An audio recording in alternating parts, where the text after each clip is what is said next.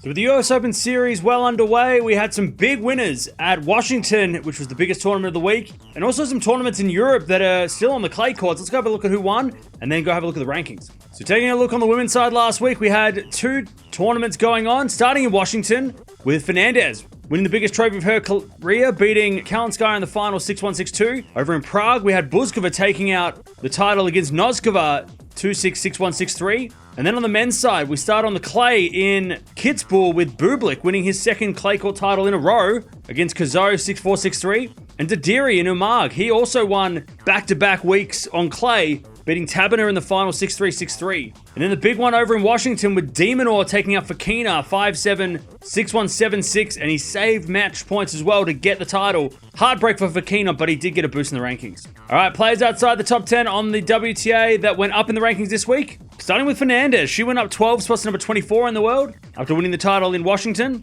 Kalinskaya went up 17 spots to number 31 in the world. And Raducanu making the semifinals of Washington, she went up 13 spots, number 33 in the world. So a couple of players there that really needed a boost in the rankings ahead of the US Open because, of course, the top 32 players in the world get a seed at the Grand Slams. Players that went down to the rankings, Linette, she went down 6 spots to number 34 in the world after losing points from this time last year. Avanesian, she went 13 spots down to number 67 in the world. And Parks went down to number 74 in the world, which is 16 spots lower than last week. So some players there that did really well 12 months ago, dropping down the rankings because they lost the points. Over on the men's side of things, we have Fokina going up 7 spots to number 19 in the world, which is a career high for him by making the final of Washington. Bublik, he goes up 5 spots to number 25 in the world after winning another title on clay. And Didiri, he went up 11 spots to number 35 in the world, also after winning 2 weeks in a row on the clay court. So, some players there that got a big boost in the rankings after some really good form. Players that went down to the rankings outside the top 10, Cerundolo. He went down 5 spots to number 24 in the world after losing points from this time last year. Berrettini, he went down 15 spots to 57 in the world. And Gaston, he went down 27 spots to 126 in the world. So, the players there that dropped a lot of points, not being able to defend them from this time last year. Okay, let's go have a look at the WTA rankings to start because we had some points changes, but we didn't have any changes to the top 10 with Sabalenka at number 1.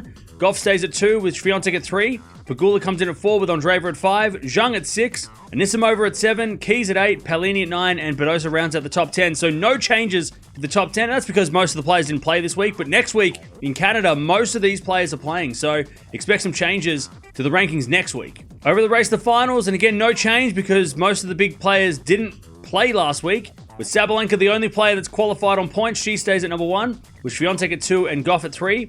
Keys at 4 with Andreeva at 5. Anisimova comes in at 6. Pegula at 7. Pellini at 8. Rybakina at 9. And Svitolina rounds at the top 10. So, with 1,000 points on the line in Canada, expect a lot of changes the next time we look at these rankings. All right, looking on the men's side of things now because we did have some changes to the top 10, but no change at the top with Sinner at 1 and Alcaraz at 2. Zverev stays at 3 with Fritz at number 4. Draper at 5 and Djokovic at 6. But Musetti, he dropped down 3 spots to number 10, making way for Shelton, who went up 1 spot to number 7, which is a career high for him.